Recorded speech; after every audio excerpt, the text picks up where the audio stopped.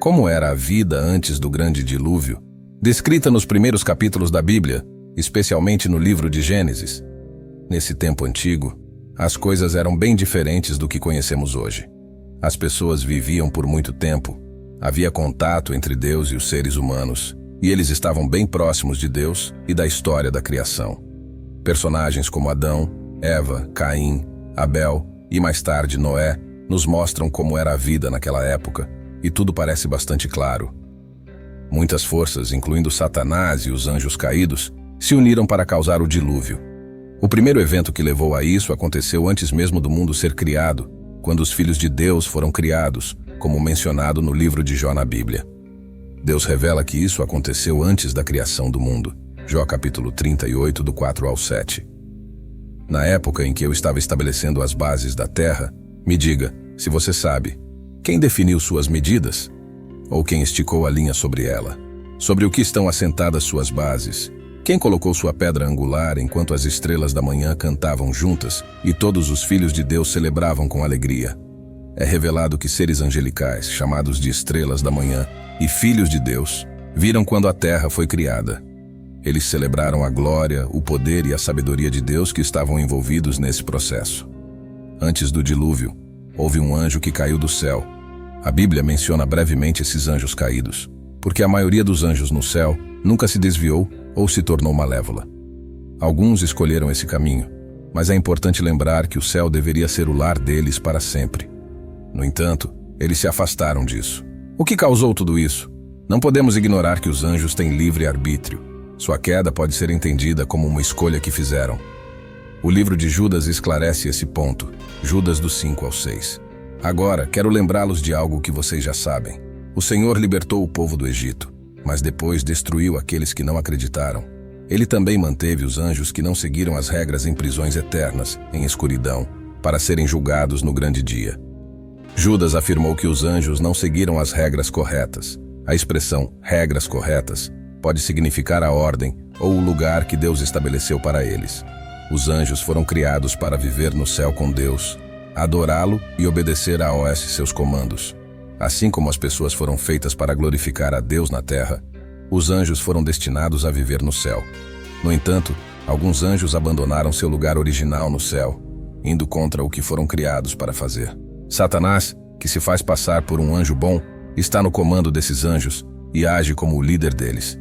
A grande rebelião, como alguns chamam, foi quando Satanás e muitos anjos do céu lutaram contra Deus e seus anjos. Eles tentaram derrubar o poder de Deus para sempre. O diabo fez um plano para vencer Deus, que o criou, mas ele e os anjos que o seguiram foram derrotados na batalha. Jesus mesmo falou sobre isso, pois estava lá. Ele mencionou a glória e a grandeza que compartilhava com Deus Pai antes mesmo de o mundo existir. João do 17 ao 5. Agora, Pai, mostra a todos a minha grandeza, a mesma grandeza que eu tinha contigo antes mesmo de o mundo existir. Antes de Deus criar a terra, ele existia com seu filho, Jesus. Jesus disse, eu vi Satanás cair do céu como um raio. Isso mostra que Satanás é mais do que apenas um demônio com chifres e um tridente. Ele é um ser antigo com poderes reais, que ele usa para o mal e para seus próprios interesses. Nossa luta não é apenas contra pessoas. Como Paulo disse, estamos enfrentando uma batalha, mas não contra outras pessoas. O domínio de Satanás é bem organizado, com diferentes áreas e níveis de autoridade, e sua sede está nas regiões celestiais. Isso é algo incrível, mas fica claro que os líderes de Satanás têm uma organização muito estruturada. A Bíblia mostra várias evidências disso, revelando um reino espiritual complexo e diversificado. A guerra começou. Dois lados estão lutando. Um lado é liderado por Deus, o príncipe da paz, e o outro é liderado por Satanás, o príncipe das trevas. Depois de ser expulso do céu, Satanás e seus seguidores se uniram para formar o reino rebelde. No Jardim do Éden, Satanás atacou pela primeira vez a autoridade de Deus na terra. Ele pensava que a terra era dele, e via Adão e Eva como intrusos do território que ele considerava seu. Como Deus criou a humanidade para viver na terra e estabelecer seu reino, Satanás precisava de um plano para combatê-los. Quando Deus criou o mundo, fez um lugar especial chamado Éden, que significa alegria ou felicidade em hebraico. Era um lugar cheio de bênçãos onde as pessoas podiam encontrar Deus, conforme Gênesis do 3 ao 8. Nesse jardim perfeito, Havia uma árvore especial chamada Árvore do Conhecimento do Bem e do Mal. Deus disse a Adão e Eva que podiam comer de qualquer árvore no jardim, menos essa. Satanás queria destruir o futuro do homem, mas como? Ele, disfarçado como uma serpente antiga, foi até Eva e usou 3 truques. Primeiro, ele fez Eva duvidar, perguntando: Deus realmente disse que vocês não podem comer de nenhuma árvore no jardim? Gênesis do 3 ao 1. Você quase consegue ouvir a mentira dele enquanto falava com Eva. Em seguida, ele usou a suposição, fazendo Eva questionar se desobedecer realmente resultaria em sua morte, como Deus havia dito: vocês certamente não morrerão. Gênesis do 3 ao 4. Por fim, ele tentou Eva. Deus ficou triste porque Adão e Eva desobedeceram. Então, eles não podiam mais ficar no jardim do Éden. Adão e Eva cometeram um erro ao comer a fruta proibida. Satanás os enganou completamente, mas Deus deu uma esperança. Ele prometeu que alguém da descendência da mulher feriria a cabeça da serpente, revertendo a situação contra o tentador. Antes de mandar Adão e Eva embora do jardim, Deus mostrou que estava no controle total sobre Satanás. O primeiro assassinato foi quando Caim matou Abel, como está na história de Gênesis 4. Alguém percebeu que o erro do primeiro homem levou o segundo homem a cometer um crime terrível. Mesmo depois de serem expulsos do jardim, Deus continuou a abençoar Adão e Eva. Eva deu à luz 2 filhos, Caim e Abel, com a ajuda de Deus. Ambos os filhos cresceram ouvindo sobre Deus e sabiam que deveriam fazer sacrifícios para ele. Ambos estavam prontos para adorar. Mas embora Deus aceitasse Abel e sua oferta, ele não aceitou a oferta de Caim. Isso deixou Caim com raiva, apesar de Deus tê-lo avisado para evitar o pecado. Caim enganou seu irmão, o matou, enterrou-o e tentou esconder seu crime. Ele até negou que conhecia Abel, com medo de que alguém pudesse matá-lo por vingança. Deus colocou um sinal em Caim para protegê-lo, dizendo que qualquer pessoa que o matasse sofreria uma punição 7 vezes pior. Gênesis do 4 ao 15. Caim foi castigado e teve que viver como um viajante solitário, longe de sua casa e família. Depois da punição, Caim se mudou para um lugar chamado Terra de Nod, a leste do Éden. Lá, ele construiu uma cidade e a nomeou em homenagem ao seu filho, Enoque. Os descendentes de Caim incluíam pessoas importantes em sua época. Jabal, que foi o primeiro a criar tendas e cuidar de animais. Jubal, que foi o pioneiro em tocar instrumentos musicais de cordas e de sopro. E Tubal-Caim, que era habilidoso em fazer ferramentas de bronze e ferro. Gênesis capítulo 4, do 17 ao 22. Após Caim ser castigado, a história segue com 2 famílias, um tema importante em Gênesis. Infelizmente, as atitudes violentas de Caim foram passadas para seus descendentes. Encontramos um homem se orgulhando de sua própria brutalidade. Quando chegamos ao seu tataraneto, o mal já estava se espalhando. Mesmo nas primeiras páginas da história de Deus, apenas 4 capítulos, já vemos pessoas se alegrando com a violência e desrespeitando o plano de Deus para o casamento. Antes do dilúvio, a prática de ter várias esposas também foi herdada dos descendentes de Caim. Antes disso, um homem e uma mulher se casavam para toda a vida, mas os descendentes de Caim tinham muitas esposas. Ao contrário dos descendentes de Caim, Deus estabeleceu uma nova linhagem familiar. Ele deu a Eva um filho chamado Sete, em substituição a Abel. Sete adorava a Deus da mesma maneira que seu falecido irmão Abel, e as pessoas começaram a invocar o nome do Senhor por meio de Sete. A adoração de Caim era arrogante e cheia de más escolhas, enquanto a adoração humilde de Abel e Sete agradava a Deus. Judas do 1 ao 11. Ai daqueles que seguiram os caminhos de Caim, cederam à ganância de Balaão e se rebelaram como Corá. Não é surpreendente que, centenas de anos depois, quando Deus precisava de um servo obediente, ele escolheu Noé da linhagem de Sete. A história de Caim foi complicada. Por um lado, ele e sua família eram muito criativos, sempre inventando coisas novas e formas diferentes de fazer as coisas. Mas por outro lado, eles tinham muitos problemas com brigas e machucar os outros, e essas questões pareciam piorar com o tempo. Isso representa a luta dentro de todos nós, a capacidade de fazer o bem e também de fazer o mal. À medida que as gerações passavam após Adão, o mundo ficava mais cheio de pessoas, mas também mais cheio de pecados. As pessoas não tratavam umas às outras com bondade, mentiam, roubavam e até mesmo matavam.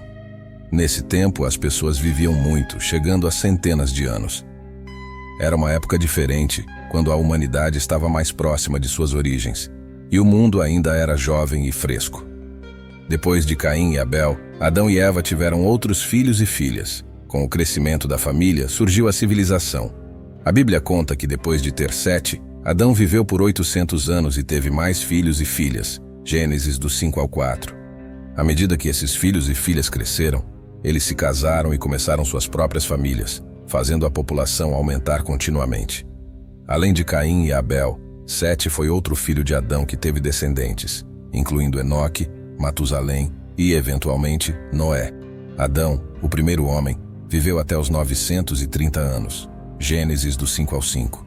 Sim, você ouviu direito, quase 1000 anos. Ele teve filhos que também viveram vidas incrivelmente longas. Seu filho Sete viveu 912 anos, Gênesis do 5 ao 8. E o filho de Sete, Enoque, viveu 905 anos, Gênesis do 5 ao 11. À medida que o tempo passava, cada geração ensinava seus filhos sobre como cultivar a terra, cuidar dos animais e como se conectar com Deus. Essas pessoas eram especiais.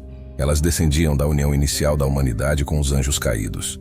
Apesar de suas vidas longas e sabedoria, eles não estavam livres dos problemas comuns da humanidade, como ciúmes, raiva e, às vezes, violência. Havia um homem chamado Enoque.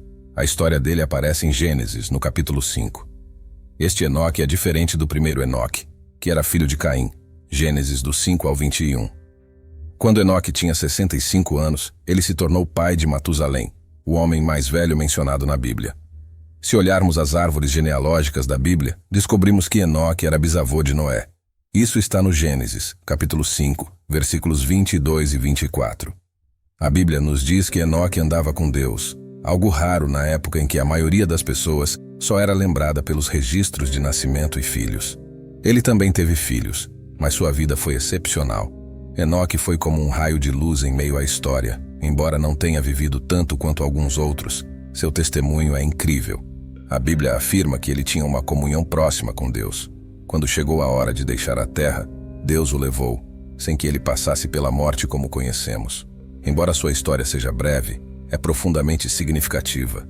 Ela fala de sua pura conexão com Deus, que o levou a ser levado por ele. Sua vida serviu de exemplo para muitos ao longo das gerações, ensinando-nos a viver para a audiência divina. Silenciosamente, ele nos ensina a buscar uma proximidade fervorosa com Deus, sabendo que ao fazê-lo vamos experimentar Deus de uma forma totalmente nova. Gênesis do 5 a 24. Enoque tinha uma relação próxima com Deus e um dia desapareceu, pois Deus o levou consigo. Foi o primeiro caso registrado de alguém sendo levado por Deus, talvez porque sua comunhão com Deus fosse tão profunda que a presença divina o envolveu completamente.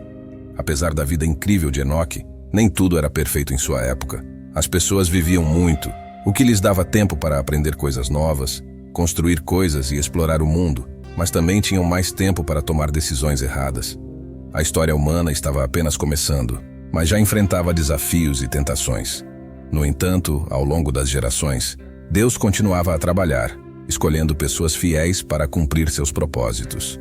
Ele estava preparando o caminho para eventos que mudariam o curso da história humana. Nesse período, as pessoas começaram a fazer escolhas erradas, afastando-se do caminho de Deus e tornando-se mais insensíveis. Isso resultou em um mundo cada vez mais corrupto e distante de suas origens divinas, com um aumento na população e a formação de tribos e famílias ao longo do tempo. Tribos e grupos familiares se estabeleceram, cada um descendente de um dos líderes originais, espalhando-se pela terra e encontrando novos lugares para viver. Com o crescimento da população, surgiram necessidades diferentes e, com isso, novas profissões. As pessoas precisavam fazer mais do que apenas cuidar de animais e plantações. Elas tinham que diversificar. Por exemplo, Caim trabalhava na agricultura, Gênesis do 4 ao 2, enquanto seu irmão Abel cuidava de ovelhas. Isso mostra que, desde cedo, as tarefas eram atribuídas com base nas necessidades e habilidades das pessoas. Tubal-Caim, um descendente de Caim, tornou-se especialista em trabalhos em bronze e ferro, Gênesis do 4 ao 22, indicando o surgimento de profissões mais especializadas, como a metalurgia. A música também se desenvolveu com Jubal, outro descendente de Caim, sendo o pioneiro em tocar harpa e flauta, Gênesis do 4 ao 21. Essas ocupações contribuíram para uma sociedade mais complexa e organizada, preparando o terreno para formas mais avançadas de civilização. Apesar de aprenderem novas habilidades e ocupações, a vida antes do grande dilúvio não era boa nem feliz. A Bíblia diz que Deus viu quão má era a humanidade na terra e que seus pensamentos eram constantemente maus. Gênesis do 6 ao 5. Em resumo, antes do dilúvio, as pessoas se multiplicaram e aprenderam diferentes coisas. As famílias se tornaram tribos e as tarefas se tornaram trabalhos especializados. Foi o começo da civilização. No entanto, nesta época, aconteceu algo muito sério. Os Nefilins invadiram.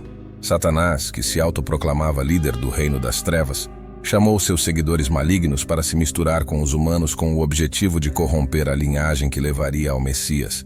Gênesis capítulo 6, do 1 ao 12. Quando as pessoas começaram a se multiplicar na terra e tiveram filhas, os anjos, conhecidos como filhos de Deus no livro de Jó, viram que as mulheres humanas eram bonitas e se casaram com elas. Esses filhos de Deus, conforme descrito no livro de Jó, eram anjos. 2/3 dos anjos permaneceram leais a Deus, enquanto 1/3 se rebelou e foi expulso. Esses anjos rebeldes, liderados por Satanás, se misturaram com os humanos e deram origem aos Nefilins, ou gigantes. A palavra hebraica para Nefilim significa caídos. Essa invasão maligna descrita em Gênesis 6 corrompeu o mundo inteiro. Quando os anjos se uniram às mulheres, é mais preciso entender esses filhos de Deus como demônios, anjos que se rebelaram contra Deus, ou homens possuídos por demônios. E as filhas dos homens eram mulheres humanas. Como resultado, a maldade na humanidade aumentou significativamente. Gênesis capítulo 6, do 1 ao 5. Nos primeiros capítulos de Gênesis, especialmente em Gênesis capítulo 6, do 3 ao 5, a Bíblia nos mostra como era o mundo antes do dilúvio. Deus disse: "O meu espírito não agirá para sempre no homem, pois ele é inclinado ao mal. Seus dias serão 120 anos. Naquela época, os Nefilins viviam na terra. Mais tarde, os anjos se relacionaram com as mulheres que tiveram filhos. Esses filhos se tornaram guerreiros famosos da antiguidade, homens de grande reputação. Então Deus percebeu que a maldade dos seres humanos aumentava constantemente, e seus pensamentos estavam sempre voltados para o mal. Nesse cenário sombrio, Deus viu como a humanidade estava se afastando dele espiritual e moralmente. Ele ficou triste com sua criação. A humanidade, que era o ponto alto de sua criação, estava perdida. Em vez de viverem em paz entre si e com o mundo, as pessoas estavam cheias de violência, maldade e engano. Deus olhou para o que havia criado e sentiu uma profunda tristeza. A Bíblia nos diz que Deus se arrependeu de ter feito os seres humanos na terra e seu coração ficou profundamente angustiado. Gênesis do 6 ao 6, Nova Versão Internacional. Foi um lamento divino, uma tristeza tão intensa que é difícil de compreender. Imagine um pai devastado pelas ações de um filho que se perdeu, mas multiplicado infinitamente. E assim, em sua tristeza profunda, Deus tomou uma decisão difícil. Ele escolheu destruir não apenas os seres humanos, mas também os animais, os seres rastejantes e as aves do céu. Deus estava profundamente triste ao ver a humanidade se afundar no pecado. Ele lamentava ter criado as pessoas. Gênesis do 6 ao 7, Nova Versão Internacional. As ações dos seres humanos o entristeceram profundamente, levando-o a tomar a difícil decisão de limpar um mundo que estava mergulhando no caos. No entanto, mesmo durante esse capítulo sombrio da história humana, havia uma faísca de esperança. Um homem chamado Noé. A Bíblia nos diz que Noé, porém, encontrou favor aos olhos do Senhor. Gênesis do 6 ao 8, Nova Versão Internacional. O mundo estava perdido, mas Noé brilhava como um farol de esperança, um homem de integridade e fé. Ele era descendente de Adão, vindo através de Sete, Enoque, Quenã e outros antepassados que mantinham a luz da retidão ao longo das gerações. Essa linhagem culminou em Noé, um homem que não apenas carregava a tocha, mas permitia que ela brilhasse intensamente em sua vida. Noé também era um pai dedicado. Ele tinha 3 filhos, Sem, Cam e Jafé. Como um marido amoroso e pai fiel, ele ensinou a seus filhos os mesmos valores que ele mantinha em seu coração. Apesar da escuridão que o cercava, a casa de Noé era um lugar de devoção. Quando Deus revelou sua dolorosa decisão de erradicar a maldade da terra através de um dilúvio que destruiria toda a vida, a fé de Noé permaneceu inabalável. Ele compreendeu a enormidade da tarefa que tinha diante de si e aceitou essa responsabilidade com um coração pesaroso, mas firme. Deus disse a Noé: decidi acabar com todos os seres humanos, porque a terra está cheia de violência por causa deles. Então, vou destruir tanto as pessoas quanto a terra. Gênesis do 6 ao 13, Nova Versão Internacional. Deus considerou Noé digno de liderar um novo começo para a humanidade. Noé obedeceu às instruções de Deus, mesmo quando as pessoas ao seu redor zombavam dele ou não acreditavam que um desastre estava prestes a acontecer. Ele passou anos construindo a arca, alertando os outros sobre o dilúvio iminente e aguardando o momento em que Deus o protegeria, junto com sua família, dentro deste enorme refúgio de madeira. Quando o dilúvio finalmente veio e a terra foi inundada, as qualidades de Noé se tornaram a base para um novo mundo. Sua fé e obediência foram fundamentais para preservar a vida, e de sua descendência surgiria uma nação em uma terra renovada. Em um mundo mergulhado no caos, a luz de Noé brilhou intensamente, mostrando o poder duradouro da virtude e da fé diante da escuridão avassaladora. O texto também menciona o pacto de Deus com Noé, Gênesis capítulo 6, do 17 ao 22. A arca tornou-se o santuário da família de Noé, um refúgio para protegê-los das águas que logo cobririam a terra. Deus instruiu Noé: construa uma arca de madeira de cipreste. Faça compartimentos na arca e a revista por dentro e por fora com piche. Gênesis do 6 ao 14, Nova Versão Internacional. Deus deu a Noé instruções detalhadas sobre as dimensões, o design e os planos específicos para a arca. Não era apenas um barco comum, era algo extraordinário. A arca era um grande navio projetado para salvar os últimos seres vivos quando o mundo estava sendo inundado, como está escrito em Gênesis capítulo 6, do 14 ao 16. Ela deveria ter cerca de 450 pés de comprimento, 75 pés de largura e 45 pés de altura, com uma porta e uma janela, e dividida em vários andares. Deus disse a Noé: faça assim. Gênesis do 6 ao 15. Então, Noé começou a enorme tarefa de construir a arca. Não foi fácil. Muitas pessoas zombaram dele e questionaram sua sanidade, mas Noé tinha fé. Com o passar dos anos e a madeira tomando forma, uma magnífica arca foi construída, um testemunho claro da obediência e fidelidade de Noé. Deus também disse a Noé quem e o que deveria trazer para a arca: sua esposa, seus filhos Sem, Cam e Jafé, e suas respectivas esposas deveriam entrar. Além disso, Deus instruiu Noé a levar 2 de cada tipo de animal, macho e fêmea, para preservar suas espécies. Ele deveria trazer 7 de cada animal considerado puro, um macho e uma fêmea, e 2 de cada animal considerado impuro, um macho e uma fêmea. Além disso, ele deveria levar 7 de cada tipo de ave, macho e fêmea, para preservar suas espécies na terra. Gênesis capítulo 7, do 2 ao 3. Noé fez tudo exatamente como Deus havia ordenado. Gênesis do 6 ao 22. Se você gostou deste vídeo, não se esqueça de deixar seu comentário e se inscrever para mais conteúdos inspiradores. Até a próxima vez, aqui no nosso canal. Que a paz de Deus esteja com você.